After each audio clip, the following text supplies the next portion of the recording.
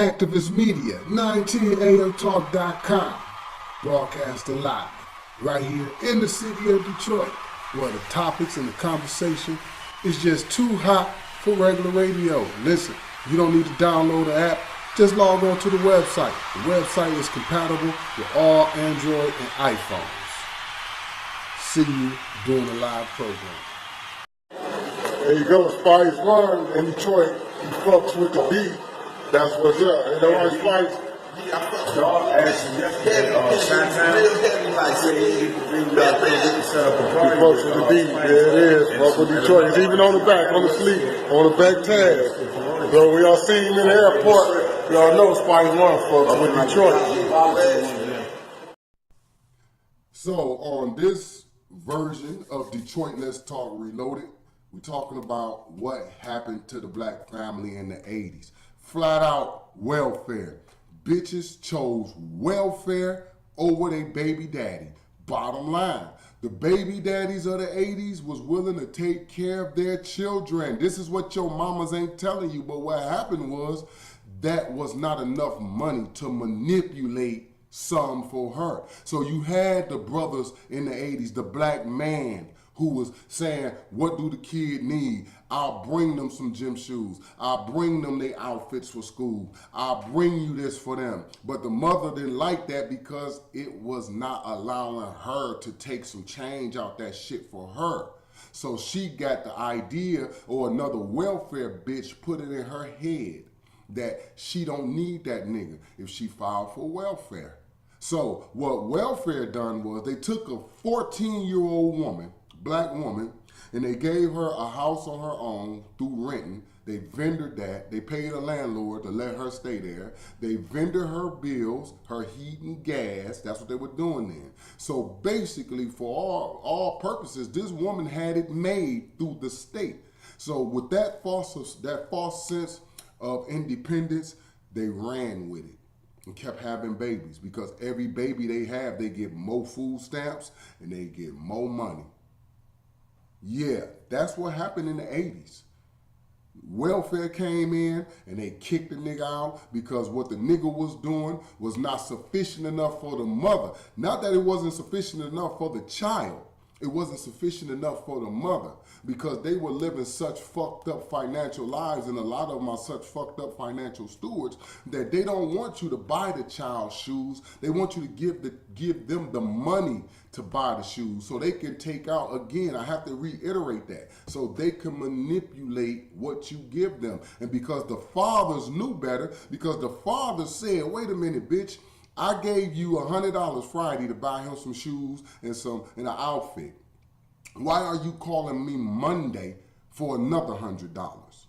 Well, it's your child, and you need to do something, and you must don't love your child. No, y'all mothers was fucking up the money y'all daddies gave them, and then hitting your daddy a day later for more money that he had already gave her for you, and then when he said no, that bitch said you a deadbeat. That's what happened between your mama and your daddy. If your mother never told you what happened, that's what happened. Your daddy loves you. Your daddy wanted to be part of your life. But it's your mother who charged your father to be part of your life, who charged him. Every time you come over here, you better bring something. But that bitch don't get you something every motherfucking week, do she? A lot of children were told the wrong things and falsehoods about their fathers, which led them to have these fucked up inclinations and ideas about their daddy. I'm so pro-father because without the black man being in a black household, this is why crime in our community is so high, and 80%, 85% of our black boys are still being locked up at early ages and being caught up in cottage industries with the law enforcement. Either they got to drop urine 2 or 3 times a week, or they got to go to some class, or they got to wear a tether. All because we couldn't get along. All because some woman and some man decided to fuck each other without using rubbers, without having a plan for the child that may come in this world. And then it's all fucked up when the babies get here. And then the father take the blame. Your daddy don't do shit for you. Your daddy want to do a lot for you. Your mama ain't shit for not allowing your daddy. See, some black women think their measure or what they said goes. Nah, if a nigga ain't shit because he ain't jumped when you said jump, then bitch, you stupid. Instead of telling your kids, well, your daddy gave me $100 for you, but I put some of that on my hair. So he ain't want to come back with another 100 because he felt as though I shouldn't have spent that shit on my hair and that I should have actually spent it on you. Now, some black women, y'all got to forgive men. If we give you money for a child, we don't think that you're going to get your hair done with it. We don't think that you're going to go and put it on an outfit that you trying to get or go take another nigga out to eat. No man thinks that.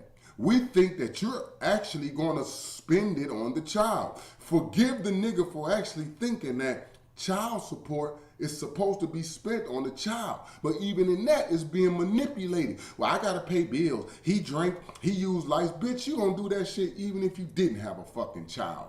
Stop being stupid. It's 2018 and you got younger broads running that same 80s bullshit, and black women and black men are no further than they were. Then actually, we have digressed so fucking bad. And this is the life that we want for our children, and wonder why our children aren't graduating from high school nor college. Wonder why our children are going through the same rigmarole of temp service. I got to get hired in because I don't have the skill set to take me higher to a higher plane of employment.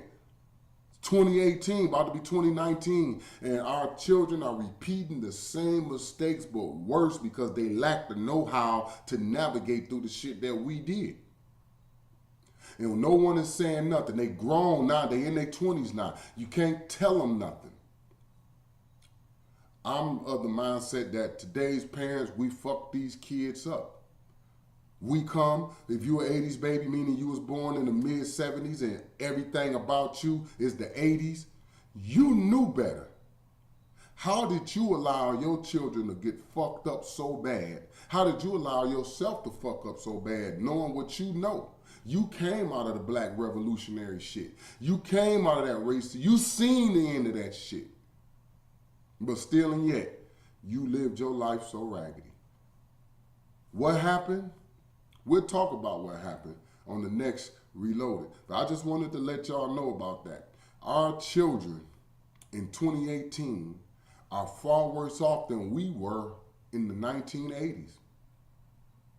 And they come from parents who should have known better than what we see today.